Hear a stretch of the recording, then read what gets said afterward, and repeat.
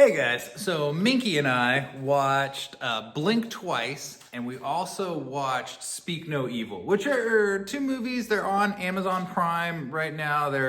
I think they're both $25. They're both great watches. I would recommend them both. This is Captain from the fan film Critters All You Can Eat. That's available, I think, on Shudder or something like that. He's the star. He has a fantastic prop in that movie, so I want to show this guy off in our review. Minky's actually on the floor over there, but she can imagine. She looks like a Minky, come here. Oh, this is Minky. Hi, Minky. All right. So now that that's out of the way, so we watched Speak No Evil, which stars James McAvoy. It's a movie. It's kind of about this couple that they go on vacation and they meet this other couple who has this disabled kid. His tongue's too small, so he can't speak, and they kind of befriend them. And then that couple invites them out to their very secluded house out on the English countryside, and they go out there and they find out that they are creepy fucking weirdos, and they're trying to make excuses to get away, and then it's revealed that they're not only just creepy fucking weirdo, they abduct kids, cut out their tongues so they can't speak, and kill the parents. Now, that's the premise, and I also, a huge spoiler, that's the whole movie, sorry I ruined that. That's pretty much revealed, like you figure that out like in the first like 15 minutes, but it's a great horror movie because it operates on that kind of that cringe aspect. I think we've all been like out with someone or somewhere where something gets a little bit uncomfortable and you don't know exactly how to end the situation and like like get away from it. You're like, oh, I wish I could leave. And then imagine if, because you didn't leave and act on your impulse to get out of there, that the people fucking killed you. Like, that's this movie. And it's a great movie. James McAvoy is phenomenal. I always forget he's Scottish, but he uses his like normal accent. You okay, man? Minky's coughing up a lung down there. You're okay. But he's great in this movie. He is super creepy. If you saw him in like Split, you know how like he has those gears that he can shift it up, and he gives a fantastic performance in this movie. Now, Blink twice. It's about like sexual assault and power dynamics. It's on Amazon. It actually starts with a trigger warning, which is weird. I've never seen a trigger warning for a film, so I don't know if that's a new thing or if they were actually putting this on this film because that's sort of what it's about in a way. But anyway, it's a great movie too. I would give both these movies, like I'd probably give Speak No Evil a 9 and maybe Blink twice an 8. So I mean, they're up there. Like I said, they're worth the price of admission. It's spooky season. These are great watches. This one has Channing Tatum. Channing Tatum is fucking fire. I love that guy. And he plays this like internet mogul guy who invites people to his island. The movie was actually originally going to be called Pussy Island, which I can't decide if that's a better name for the film. I think tonally, and I think this is a debut directorial film for Zoe Kravitz. I'm not 100% sure on that. It's tonally a little all over the place. I think it actually, Pussy Island would have been a better name for it, and if they kind of the back 45 of the minutes is in a different tone than the first 45, and I think if they stuck with all of that, it would have been more solid. I'll get to that more in a minute. But anyway, the idea of this is there's this island that this internet mogul takes people to, and there's this flower that grows on the island, and the flower makes you lose your memory. Like basically like short-term memory. So like whatever you did the day before, you don't really remember it. So that's one thing on the island. The other thing that's on the island is there's these snakes, and the snake's venom actually undoes the effects of the flower. So what's happening is he's bringing people out to this island. They're sexually assaulting those people, and then one of the girls ends up getting bit by the snake, and then she can remember what happens, and they kill her. And it's kind of about how the friend like finds out about it, and she finds out that, again, huge spoilers, I'm spoiling everything. She finds out that she had been there before, and one of the like maids recognizes her, and she's like, oh, the red rabbit, drink some snake juice. And she drinks the snake venom, and then she remembers, and she gets everybody else, the women to drink the snake juice, and then they like assault the men, and they kill everyone, but she takes Channing Tatum hostage. Because of course you would. That was like what happened in this is the end, right? She Danny McBride's Tatum, and basically then she takes over his company and like blah blah blah, and then they go and they go after people that also been at the island and sexually assaulted people, and she gives him the flower to keep him forgetting everything.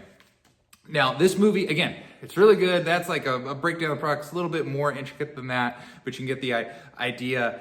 The first half of it is kind of in a mystery, like almost like whodunit style of movie. You're trying to figure out what's going on. It's twisty. It's almost like a Shutter Island type experience. But then when you figure out what's going on, it like switches into like kind of an over-the-top slasher where the girls take revenge on the guys that sexually assaulted them. It's great. It's great stuff. There's been a lot of films that have done that very, very successfully. And they get a little bit over the top with the violence and then saves him, and then it ends kind of going back into that darker, twisty world thing. This movie, it's saying something, and I think when horror movies want to say something, you run the risk of getting in your own way of being a scary movie at the same time. The best movie that's ever done it is Get Out. Get Out is absolutely perfect. It says what it says. It presents it in a really creepy environment, and tonally all the way through, that movie's fucking perfect. That is the high bar of what you're wanting to do. Blink Twice, it's up there. It's doing it, but sometimes it stumbles. And I think it stumbles just in that big kind of tonal shift. Like they get the other girls to like throw back a bunch of snake venom, and then it gets into this kind of murder montage thing of them going after the guys and stuff, where earlier it's revealed what was happening to the girls with these little micro flashbacks. And I think if we would have got little micro flashbacks of them, you know, doing the stuff to the guys and killing the guys, there was a way to tell the same story in the same tone, and I think it would have been more effective.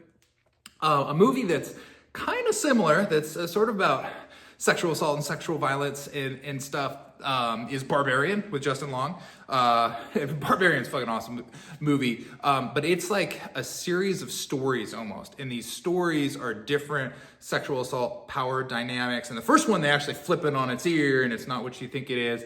But you go through the first like 25-ish minutes of that movie about these two people that show up at the same Airbnb with the reservation. They both have it, and you're like, oh, is the guy a raper? Is stuff going on? Like you're thinking, and then it's kind of creepy, and you're wondering what's happening. And then they go down and they find the secret basement, and there's this fucking cave woman down there that smashes the guy's head into a rock a bunch of times, and then smash cut to Justin Long singing with the top down in his convertible, and then you find out he's a sexual assaulter. Anyway, so it's a whole thing, but it does this huge tonal shift right there in the whole style of movie, and then it does it again, and then it does it back to the beginning to like end the movie, and it keeps like jolting you and then uneasing you, and then jolting you and then uneasing you, and that works for that. So this movie, like Barbarian did it super well in a different way. Get Out did it in like a perfect way.